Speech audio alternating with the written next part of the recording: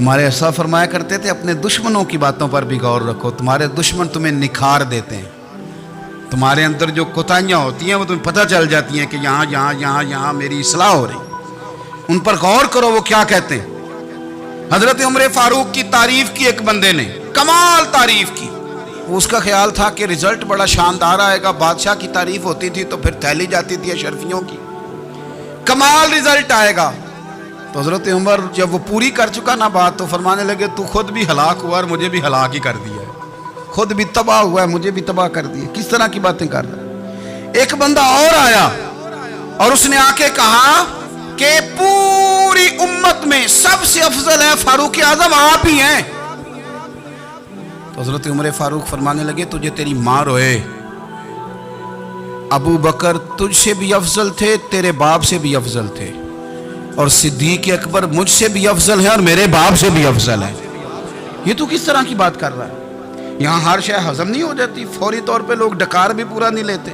قرآن مجید نے کہا فَلَا تُزَكُّوا أَنفُسَكُمْ هُوَ أَعْلَمُ بِمَنِ اتَّقَىٰ، اپنے منہ سے نہ کہو میں پاک صاف ہوں، اللہ زیادہ بہتر جانتا ہے کہ تم میں سے پرہیزگار کون ہے۔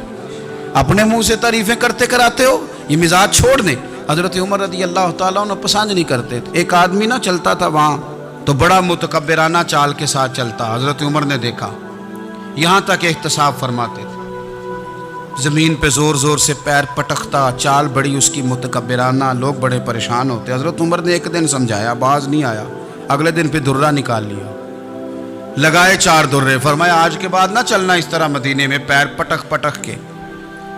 اس وقت تو اسے غصہ لگا، لیکن کچھ دیر کے بعد نا جب غصہ اترا تو حضرت عمر کے پاس آیا، کہنے لگا حضور اللہ آپ کا بھلا کرے، آپ نے درے نہیں مارے، آپ نے تو شیطان بھگا دیا جو میرے ساتھ چمٹا ہوا تھا، چمٹا ہوا شیطان آپ نے مجھ سے بھگا دیا ہے۔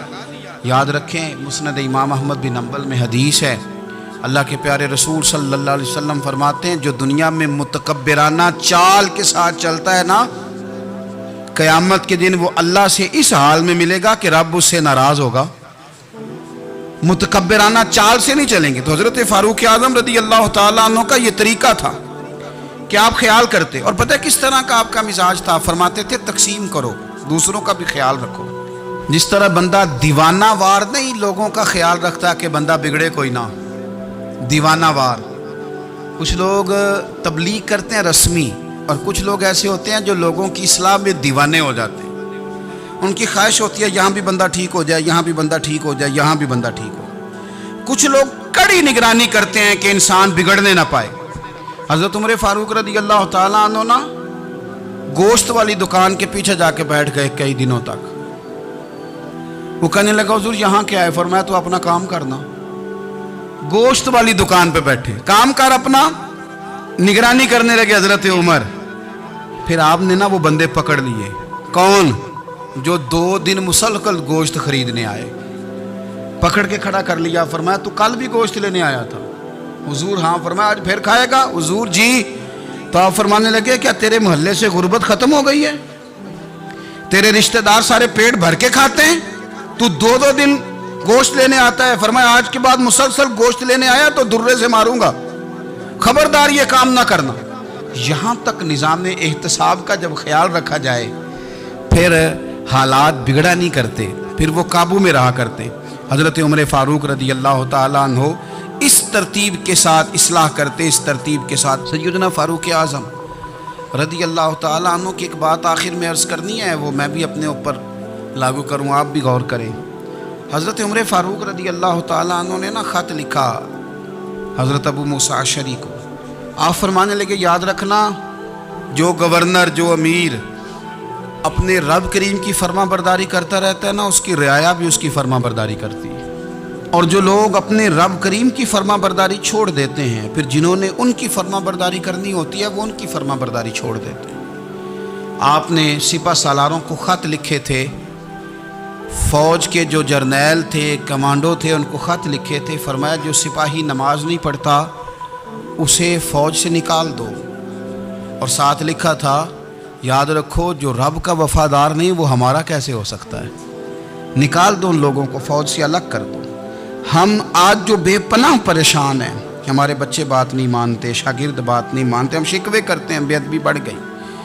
ادب کے ساتھ میں گزارش کروں گا بڑوں کی بارگاہوں میں، جو میری طرح کے بڑے بنے ہوئے ہیں، بزرگوں سے نہیں بات کرتا، ان سے میں کہوں گا کہ ہمیں ایک دفعہ اپنے اوپر بھی تو غور کر لینا چاہیے، کہیں ایسا تو نہیں ہے کہ ہم جب تک اللہ تعالیٰ کے فرما بردار تھے، جب تک ہم تقوی کے معیار پر تھے، ہماری بات ماننے والے ہماری بات مان رہے تھے، کہیں ایسا تو نہیں کہ ہم اس معیار سے ہل گئے ہیں تو اب جو ہمارے فرما بردار تھے وہاں سے ہل گئے۔ حضرت عمر رضی اللہ تعالیٰ عنہ فرمایا کرتے تھے کہ لوگوں کو عجب میں مبتلا نہیں ہونا چاہیے، خود پسندی کا جو ماحول ہوتا ہے اس سے لوگوں کو ہمیشہ نکلنا چاہیے۔ حضرت عمر کے ایک صاحبزادے نے کنگھی کر لی، اچھا لباس پہن لیا تو درہ مارا جناب عمر نے، تو آپ کی بیٹی کہنے لگی ابا یہ تو بالکل جائز ہے، اچھے کپڑے پہننا، اچھا لباس پہننا اور سر میں کنگھی کر لینا، اس پر درہ کیوں مار دیا؟ تو آپ فرمانے لگے بیٹا یہ خود پسندی میں مبتلا ہونے لگا تھا، یہ اپنے آپ کو بہت بھلا سمجھنے لگا تھا، اس کا خیال تھا کہ میں یوں میرے علاوہ کوئی نہیں، یہ اس مقام پہ جا رہا تھا جہاں اس کی تربیت رک جاتی، اس لیے درہ مارا ہے۔ ایک دفعہ حکومتی معاملات کے اندر آپ کی اہلیہ نے مشورہ دینا چاہا، بڑے کام بیویاں نہیں کرتی، بڑے بڑے معاملات میں مداخلت نہیں کرتی۔ ہمارے بر صغیر میں وہ بادشاہ نہیں گزرا کہ جو فیصلہ کرتا تھا تو کرسی پہ بیٹھ جاتا تھا اور پردے کے پیچھے اس کی بیوی بیٹھ جاتی تھی، اور جب وہ فیصلہ سنانے لگتا تو یوں گردن پیچھے کرتا اور اہلیہ جو کہتی وہ فیصلہ سنا دیتا۔ لیکن ایک دفعہ خاتون نے ایک آدمی کو حضرت عمر نے معزول کیا تو آپ کی اہلیہ نے، اس آدمی کی اہلیہ حضرت عمر کی اہلیہ سے ملی ہوں گی، تو خاتون نے ذرا سفارش کرنی چاہی، تو جناب عمر فاروق رضی اللہ تعالیٰ عنہ کے ہاتھ میں عصا تھا، ڈنڈا تھا، 2-3 دفعہ زمین پہ مارا، فرمایا تمہیں کس نے اجازت دی ہے حکومتی معاملات میں مشورہ دینے کی؟ یہ مشورہ مولا علی دیں گے یا عثمان غنی دیں گے؟ آپ کو کس نے اجازت دی؟ وہ حکومتی معاملات، وہ مسلمانوں کا اجتماعی معاملہ، وہ مسلمان دیکھیں گے، آپ کو اس میں آنے کی اجازت نہیں ہے۔ جو آپ کی ذمہ داریاں ہیں، آپ کے حقوق ہیں، ان پر آپ بات کریں۔